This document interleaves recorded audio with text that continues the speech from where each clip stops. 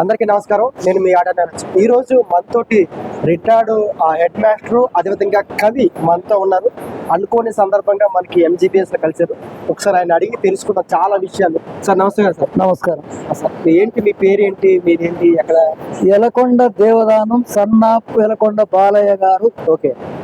మాది అచ్చంపేట తాలూకా. ఓకే. గట్టుతున్ గ్రామం. ఓకే. ఒక వార్డు ఇప్పకుంట. ఓకే. ఆ ఇప్పకుంటలో 11/5/1940 జన్మదినము. ఓకే. అమ్మ రాములమ్మ. నాకు వయసు 4 సంవత్సరాల వయసులో ఆమె చనిపోయింది. ఓకే. వారు కుటుంబం, మా నాన్నగారు యక్షగానంలో మంగళగిరి కోటయ్య గొల్ల భోగవత యక్షగాన మాస్టర్ దగ్గర నేర్చినట్టు విన్నా. ఆయన దాదాపుగా అందమైన రూపం, గురుజాడాపరావు ఆకారంలో ఉన్నాడు. ఆయన దాదాపుగా 40-50 గ్రామాలలో యక్షగానం నేర్పించిన వాడు. ఆ నేర్పు వల్ల నాకు చదువు కావాలనుకుంటే మా చుట్టూ గ్రామాలలో 5-10 గ్రామాలలో ప్రాథమిక విద్య కూడా లేకుండా నా బాల్యంలో.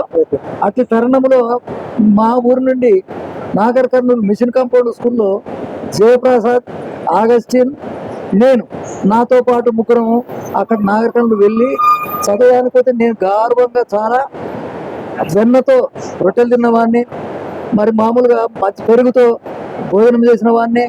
చాలా అతి గర్వంగా పెరగడానికి కారణం 4 రకాల తర్వాత నేను ఒక్కరిని కనుక చాలా మా పెద్దమ్మ హెడ్ మాస్టర్గా ఇప్పుడు ఏ ఇయర్లో చేశారు? హెడ్ మాస్టర్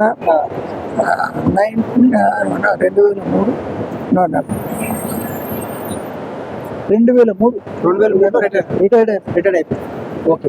నేను ప్రాథమిక విద్య కొరకు నాగర్ కర్నూలు మిషన్ కాంపౌండ్ లో వెళ్తే అక్కడ పెట్టిన భోజనం అంటే సంకటి పెట్టేది, జొన్న సంకటి విసిరింది కాదు, వాళ్ళు దంచిన దాన్ని పెడితే ఆ ఇంటి దగ్గర అతి గౌరవంగా పెరిగిన వాడిని. ఆ భోజనాలు నాకు ఏదో కొత్త రకమైన జబ్బు వచ్చింది. ఆ జబ్బు వల్ల నేను అక్కడ చదవలేకపోయినా అక్కడ ఉన్న హాస్పిటల్ వాళ్ళు నన్ను క్షేమంగా ఆరోగ్యం కాపాడడానికి ప్రయత్నం చేస్తే డబ్బుల కొరకు 2 మేకలు ఇస్తామంటే కొట్టుకురాబట్టే నన్ను విడిచిపెట్టుకోవట్లేదు. అందుకొరకు అక్కడ నుండి తీసుకు 1 సంవత్సరం వేస్ట్ అయిపోయినాక మా మేనత గారి ఊరు రామచంద్రమ్మ మంతట్లో చదివిన 5వ తరగతి వరకు. ఆ తర్వాత national high school Nagar Kurnool, అదొక విజయవాడలో అదే పేరుతో నేషనల్ హై స్కూల్ ప్రారంభమైంది. యూనివర్సిటీ కూడా బుక్స్ రాశారని విన్నాం. నేను కవితలు రాసిన. కవితలు రాయడానికి కారణం ఏంటంటే, మరి మా గురువు గారు కపిలవాయి లింగమూర్తి అని 93 సంవత్సరాల వయసులో ఈ మధ్యనే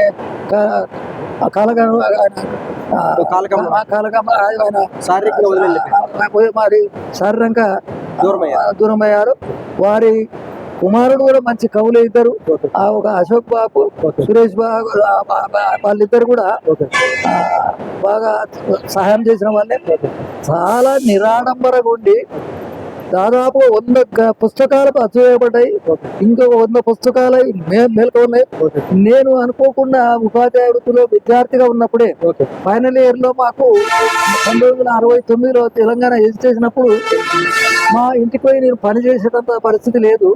నా అవసరాలకు నేను ఓ ప్రైవేట్ స్కూల్లో 6 నెలలు పనిచేసిన ఒక 45 రూపాయల జీతం ఇస్తే అందులో ఇంకొకరికి కూడా సహాయం చేస్తూ అక్కడే ఉంటే అనుకోకుండా 69లో ఆంధ్ర వాళ్ళు ఇక్కడ నుండి వెళ్ళిపోయినప్పుడు ఖాళీలు ఏర్పడితే పాఠం చెప్పేవాళ్ళు లేక second year, third year degree వాళ్ళందరూ జాయిన్ అయ్యేప్పుడు నేను ఫైనల్ ఇయర్ లో ఉన్న సైన్స్ విద్యార్థిని. నాది సెకండ్ లాంగ్వేజ్ హిందీ. అయితే అక్కడ అనుకోకుండా దరఖాస్తు పెడితే అప్పటి మేనేజ్మెంట్ నాకు ఉద్యోగ పోస్ట్ ఇచ్చిండు. కానీ నేను అపాయింట్ 3/12/69 నాకు రిజల్ట్ రావడం, పరీక్షలు రాసింది మేలో రాసిన. అంటే అంతకాలం విద్యార్థి ఉపాధ్యాయునిగా పాఠశాలలో సెల్ఫ్ గవర్నమెంట్ నాడు ఆయన టీచర్ లెక్కనే పనిచేసినట్టుగా చేయగలిగినాం. అయితే నాకు ఆ పాట అప్పుడే 6 నెలలు ప్రైవేట్ స్కూల్లో చేసిన అనుభవం ఉంది కనుక నేను ఇక్కడ పాఠశాలలో అది వేరే ఉద్యోగానికి దరఖాస్తు పెట్టలేదు. జిల్లా అక్కడ ఎంప్లాయ్మెంట్ దాంట్లో నమోదు చేసుకోలేదు. మీరు ప్రధానమంత్రి కూడా లేఖ రాశారని విన్నాం. అదే దాన్ని ఈ క్రమంలో నేను ఇట్లా ఫస్ట్ అపాయింట్మెంట్ ఉద్యోగమైన రిజల్ట్ లో అన్ని పేపర్లు ఒకటేసారి పాస్ అయినా నాకు ఏ సబ్జెక్ట్ లో కూడా నకలు కొట్టేయాల్సిన అవసరం లేదు. అకౌంట్ టెస్ట్ చూసి రాసేది నాకు రాయనిక రాదు కనుక నాకు వచ్చింది రాసా లేకుంటే అనుకుంటే అందులో ఒకటేసారి పాస్ అయినా. ప్రమోషన్ స్కూల్ అసిస్టెంట్ పోస్ట్ ఇచ్చిండు, అక్కడ మొట్టమొదటి కేతపల్లి అపాయింట్మెంట్ అయినా. ప్రమోషన్ లో లక్ష్మారెడ్డి ఒక మంత్రిగా ఆరోగ్య శాఖ మంత్రిగా చేసిన లక్ష్మారెడ్డి నా స్టూడెంటే. వాళ్ళ ఊర్లో 70 నుండి 76 వరకు మంత్రి లక్ష్మారెడ్డి ఊర్లో చేసిన స్టూడెంట్. మరి నాగన్ జనార్దన్ రెడ్డి నా క్లాస్మేట్. 6, 7, 8 నాగర్కర్ల 6, 7, 8 తరగతిలో నేషనల్ హై స్కూల్లో చదివినాం.